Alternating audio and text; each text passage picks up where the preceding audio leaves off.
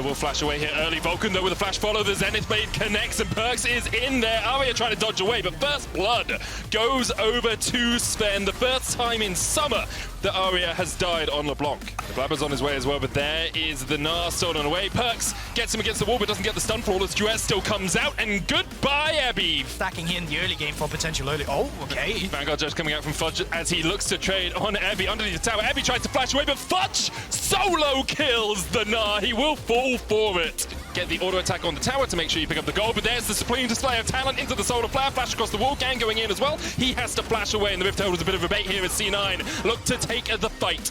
Chains coming out, Gang caught up, does have that unbreakable will, has popped it. Damage reduction is not enough. And C9 5-1 up in their rematch versus DFM. Nice. King Blabber's already got Gore Drinker. Everfrost is complete on Perkz. Fudge steps forward straight into Gang. He's going to try and trade in here. The Flawless Duet hits onto 2, dashing around, but you just can't survive against 3 members of DFM. Fudge will fall. You know, netting his teammate, and that takes some trust. Fudge going to be jumped on here. TP coming in as Vanguard Judge as well, and Fudge turns it back around. C9 were waiting for this. They were lying in wait.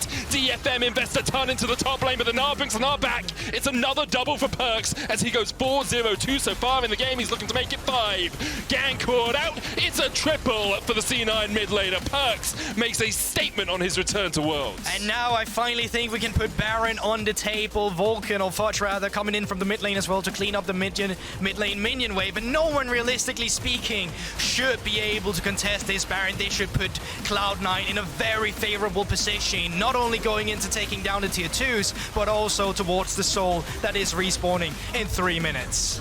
Need something forward from a hat as Gang goes in. Supreme display of talent disengages him. The solar flare coming out as well. No unbreakable will on that Alistar. No ult for him as the jump comes in from Perkz into the 9 to the stopwatch. Crescent Guard tries to catch Perkz out, but he's able to get away for the moment. Flashes out. Ebby gets the stun onto 1. Blabber will fall. DFM have 1 kill in this fight so far.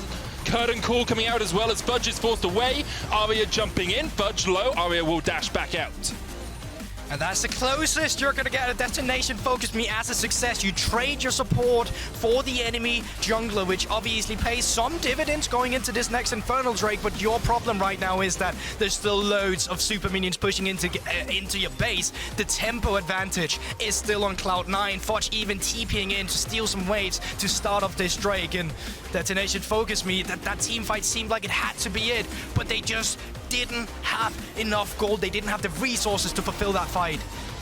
C9 just in such a strong position right now. As you say, like, if DFM were within 8,000 gold, perhaps they could have done something more this fight, but it's just so difficult for them. Gang goes in. I love the disengage with the Kiana ult. Yeah, it's super creative as well. You don't have to go for this super big flashy one. Perkz, on the other hand, he has to.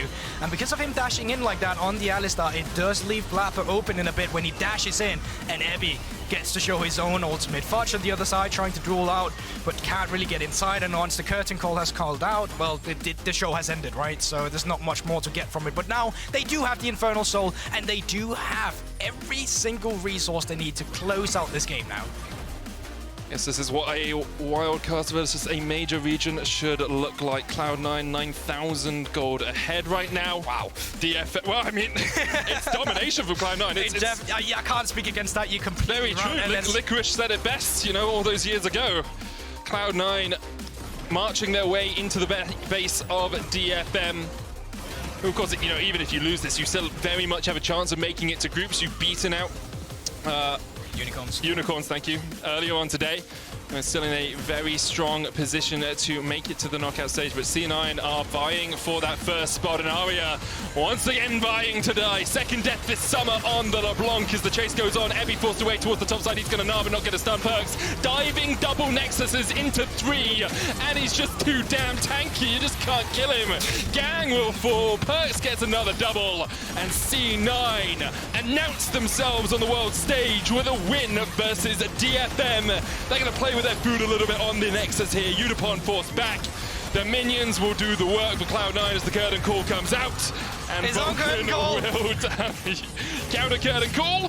Perkz can't hit the target. Nexus falls. Cloud9 with the win. If this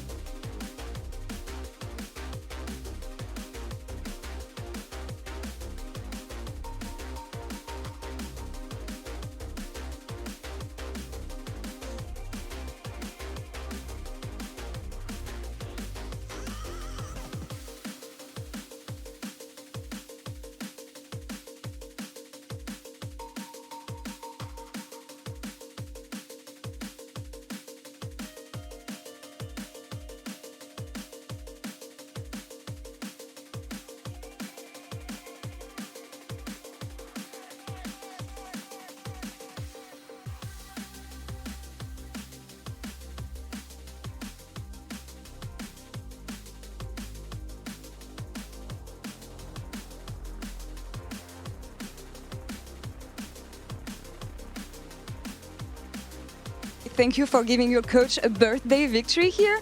That was a very convincing win from you, and I want to say I noticed some difference from what we've been used to seeing in the LCS, especially in the early stages of the game when it comes to objective control and how you plan the setups. What was the difference in the way you were seeing this game and how you planned this objective control setups, especially Drakes, Heralds, and yeah, what was different? I mean, we do try to work very hard in scrims. Like, we are from NA, so we need to work a bit harder to like be better than the other teams, you know, than some other regions. You know, that's our flaw or like unluckiness, you know. Yeah. But we do think a lot about the early game, with the crabs, second crabs, invades, dragons, heralds and stuff like that. So I do think we practice it a lot in scrims, and everyone was playing super well today. Like, communication was great. It was a very like fluent game. Everybody was on point, so the game was just very easy because of that. You say you have to work harder because you come from the LCS. Do you feel like the memes are becoming a bit too heavy, maybe, about the region? I mean, I think people can meme it however they like. You know, I think NA is like is the worst major region. That's just a fact, you know. But it's like it's not that bad, and NA teams can beat other region teams like proven before. So it's still like you're definitely like on an uphill battle, but you can easily, you know, hike the mountain. That's a very good look for the LCS so far, thanks to this win. I do want to say something though, because I overheard from the BSI interview from Aria earlier that he said, even though Perkz is a world-class player, I'm gonna clap him. Any thoughts on that and the matchup you have against him today? I've been in those shoes as a young cocky kid, saying I'm gonna clap somebody else. So I respect the, how is it called, the cockiness, you know, the challenge, but my kid has a lot to learn, you know. Well, you teach him a lesson today, maybe. Last question. I was roaming around, you know. I wasn't even landing. No. Well, last question here. I want to give some EU fans and NA fans some hopes. Let's say that the MSI run is just a bad memory. How confident are you for a positive C9 win this time around at Worlds? Give us some hope, Perkz. Why is MSI such a bad memory? We beat NA, we beat ourselves as well, yeah. We beat Damwon, RNG and Mad at MSI. Like, sure, we lost to the worst team there, but it's fine. I actually believe in us. I believe we can do something this tournament, and we'll give it our all, you know. I mean, there is nothing more I can say than that. Like, I'm not saying we're gonna win the whole thing, because that's probably not gonna happen, you know. But you never know, right? So I'm just gonna be there and try my best. Yeah. Let's just stay hopeful about this. But for now, Perkz, thank you so much for the interview. Great first game, as I said, and back to you guys for post game. Thank you.